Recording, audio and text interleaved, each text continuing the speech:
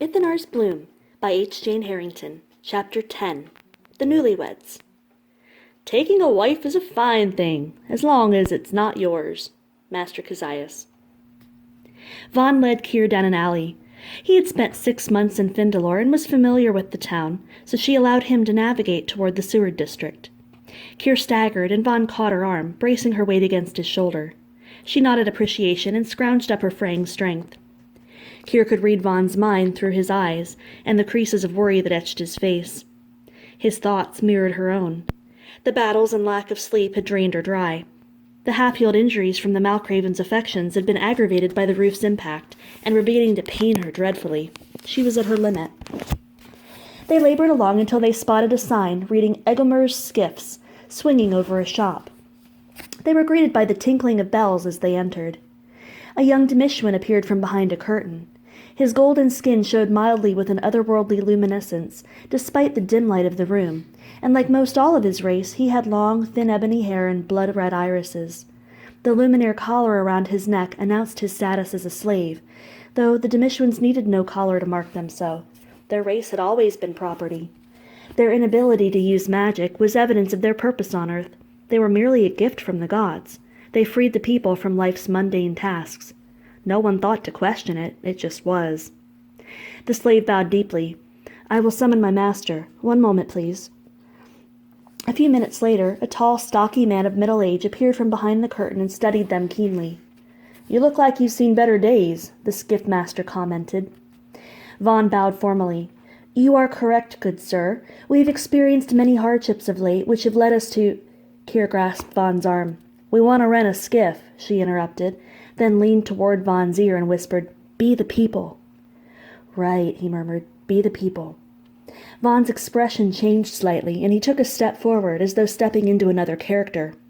"We want to go to Myers, if you got anything ready." The skiff master trailed his thumb down a chart and nodded.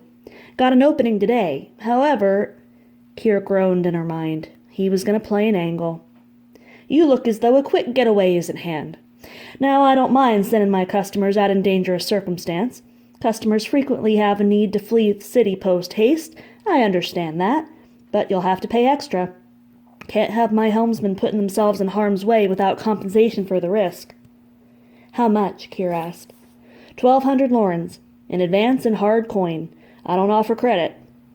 Keir swore under her breath. It was entirely too much, and she didn't have half that amount on her anyway. "I don't do business with swindlers," she spat. "Now, wait 1 moment, beloved," Vaughn interceded. He turned to the skiff master and said, "I hardly think my lover's father would follow us beyond the city walls. We're already married now, and he can't change the fact that we eloped without his blessing. Yes, he gave us quite the send-off today, but our quarrel with him is done. He's disowned my poor wife, and we leave for Myers to start fresh with nothing but the clothes on our backs." Keir bit her lip. He was good. She buried her face in her hands, feigning a boo-hoo and hiding the smile that would not dissolve. "There, there, dearest," Vaughn soothed, patting her back. "I'm sure Greeley, the skiff-master on Coffee Street, will gladly give us a reasonable rate. His skiffs did look nicer than these." Vaughn took Keir's hand and led her toward the door. "Hold on there, young'uns," the skiff-master called. "No, I didn't mean to be giving offense. Had I known your situation— Well, anyhow, you being newlyweds and all, I suppose I could give it to you for, say, 700. "Alas, but I only carry 500 with me, my life savings," Vaughn sighed dramatically. The skiff-master studied them, and his eyes softened like warm butter. "Well, now, lad, I was young and in love once, too." "Ah, love is bliss," he began wistfully, then added under his breath, "before age and naggin'." Vaughn and Keir exchanged glances. "How about I let you ride for 400? That way you'll still have a bit to start on when you get to Myers." "How kind of you," Vaughn said sincerely. He produced 400 lorens from the sack on his belt and placed the coins on the counter. Keir swayed, and Vaughn steadied her firmly. "My bride is fatigued from her, condition." He patted Keir's stomach. "We'd like to leave as soon as possible." The skiff-master's eyes lit up. "Oh, of course. Out the door. First skiff on the right. It's ready and waitin'. I'll send Gus out directly." Vaughn nodded. "What do we call you, sir, that we may name our firstborn for our Savior?" A broad smile spread across the man's face, and his cheeks turned 7 shades of red. Oh, what a lad! My name's Bargolomer Egamer, a good proud name for a strong little boy. Vaughn bowed slightly and grinned. Bargolomer Egamer, that has quite a ring to it.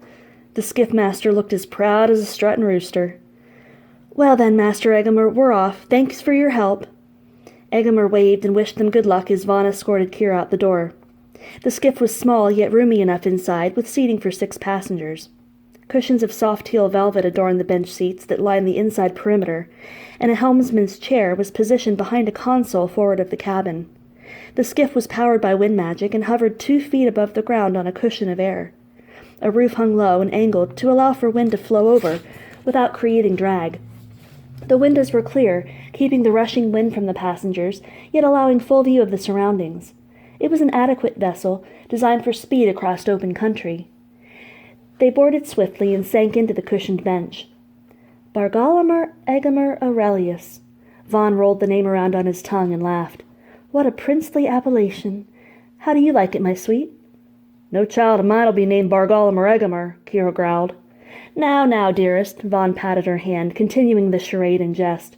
Don't go upsetting yourself, what with your condition and all. Kier shook her head and laughed. Where did you learn how to do that?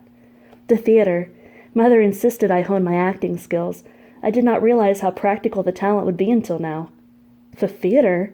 Kier asked, stretching out across a bench.